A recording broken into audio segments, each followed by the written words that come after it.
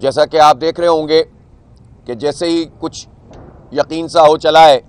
کہ اس مرتبہ بلدیاتی انتخاب ہو رہے ہیں تو مختلف پارٹیوں نے کراچی کا نام لینا بھی شروع کر دیا ہے اور کراچی میں کچھ نہ کچھ ایکٹیویٹیز بھی شروع کرنے کی کوشش کی ہے۔ اصل میں یہ سازشوں کا عمل تو مسلسل کراچی کے خلاف جاری ہے اور سازشی تو آخری وقت تک کوشش کریں گے کہ اپنی سازشیں کامیاب کریں، لیکن میرا خیال ہے کہ اب چیزیں آگے بڑھ گئی ہیں اور اس پورے سازشی عمل کو بھی نہ صرف یہ کہ بے نقاب کیا جائے گا بلکہ اس کے خلاف کراچی کے 3.5 کروڑ لوگ اب اٹھ کر کھڑے ہوں گے۔ اب وہ زمانہ نہیں ہے کہ لوگ بیوقوف بن جائیں زبان کی بنیاد پر، نسل کی بنیاد پر، علاقے کی بنیاد پر۔ اب وہ زمانہ ہے کہ جس میں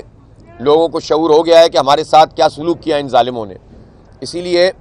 آج جو ہم اعلان کراچی کر رہے ہیں یہ کسی ایک زبان بولنے والے کا اعلان کراچی نہیں ہے، پورے شہر کا ہے۔ اس شہر میں سب کو ساتھ رہنا ہے، اس شہر میں سب کو اکٹھا رہنا ہے۔ اور میں تو یہ بھی کہتا ہوں